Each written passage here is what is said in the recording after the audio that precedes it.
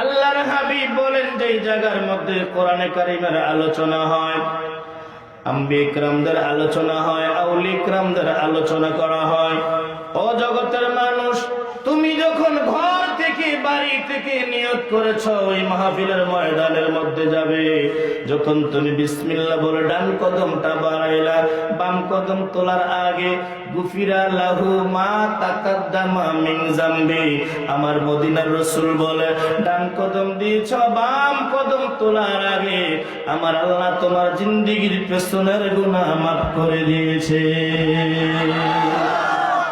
তাইলে এখানে যারা আসছে কারো গুনাহ আছে? জোরে গুনাহ আছে? এখন অনেকে ভয় করে না, জোরে গুনাহ আছে? বাড়ি থেকে যখন রওনা করছেন তখনই তো গুনাহ মাফ। এই জন্য যারা এখানে বসেছে বেগুনাহ মাসুম, জান্নাতের বাগানে জান্নাতের মেহমান, চিল্লায় বলেন আলহামদুলিল্লাহ।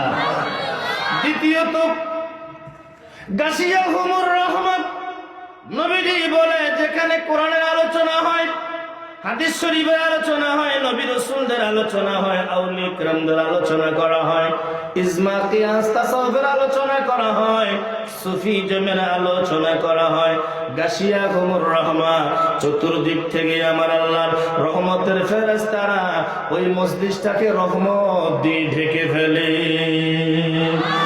দুই নম্বরে হুফাতু আলাল মালায়েকা, আমার বাবারা বন্ধুরা, পৃথিবীর জমিনে আল্লাহ পাকের একটা ঘর রয়েছে যেটাকে বলা হয় কাবা ঘর।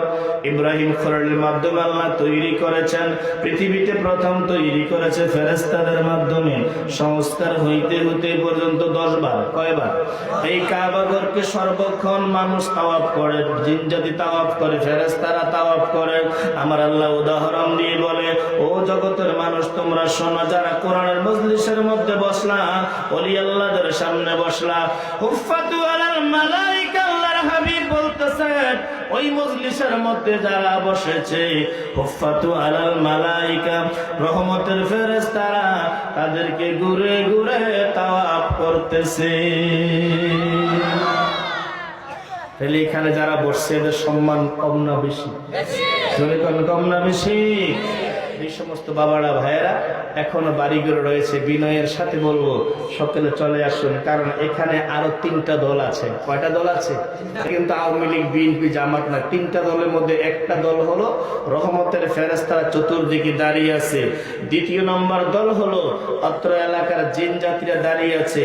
তৃতীয় নম্বর দল হলো যতটুকু মাইকের আওয়াজ যাচ্ছে প্রত্যেকটা কবরবাসীদের রূহগুলা চতুর্দিকে দাঁড়ায় রয়েছে। আমার বাবারা বন্ধুরা, রহমতের ফেরেশতারা ডেকে বলে, কবরবাসীরা রে, ও কবরবাসীরা, তোমরা কেন মাহফিলের ময়দানে দাঁড়ায় রইছো? কবরবাসীরা জবাব দেবে, ফেরেশতারা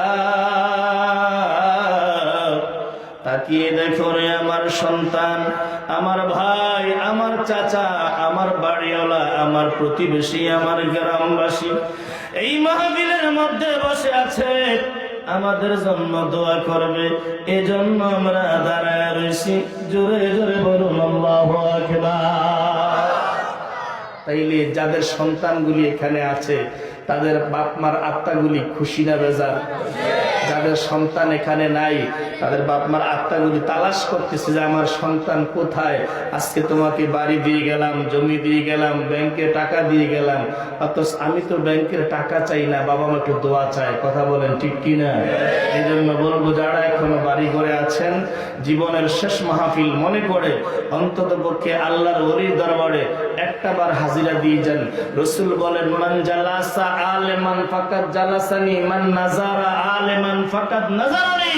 যারা আলেমদের সাথে শেষ জবানায় বসলা তারা যেন আমি নবীর সাথে বসলা, যারা হক্কানি আলেমকে দেখলা, পীর মাশায়েখকে দেখলা, তারা যেন আমি নবীকে দেখলাম। এটা একটা সৌভাগ্যের বিষয়। কথা বলেন ঠিক কিনা? আল্লাহর ওলিকে সভাপতি করেছেন বিদায় তিনি কদম রেখেছেন, এই জন্য বিনয়ের সাথে বলবো সকলে মাহফিলে চলে আসুন, একটু দরুদ পড়েন। আল্লাহুম্মা সাল্লি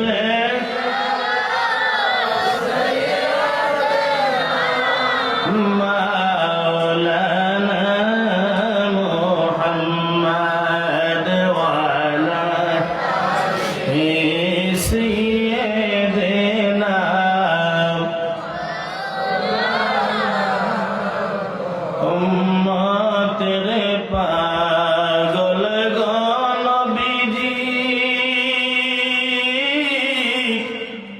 কানসেন সদা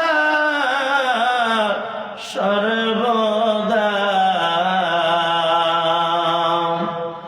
এখন যার চোখের পানি জরসে সোনার মদিনায়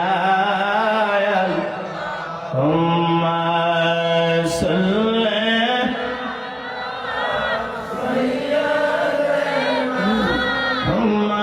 মাওলানা মুহাম্মদ ওয়া আলা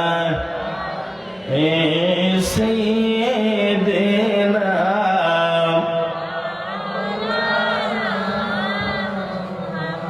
সকলে পড়ুন আলহামদুলিল্লাহ। লোক সংখ্যার হারে দুরুদের আওয়াজ খুব বেশি, মারহাবা বল।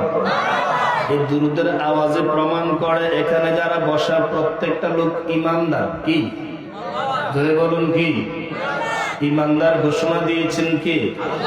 ইয়া আইয়ুহাল্লাযীনা আমানু সাল্লু আলাইহি ওয়া সাল্লিমু তাসলিমা। আল্লাহ বলেছেন, হে ইমানদাররা, তোমরা আমার বন্ধুর উপরে দুরূদ পড়ো, তাজিমের সাথে সালাম জানাও। এতে বোঝা গেল পৃথিবীর জমিনে যারা আমার নবীর দুরূদ পড়বে তারা ইমানদার। কথা কোন ঠিক কিনা?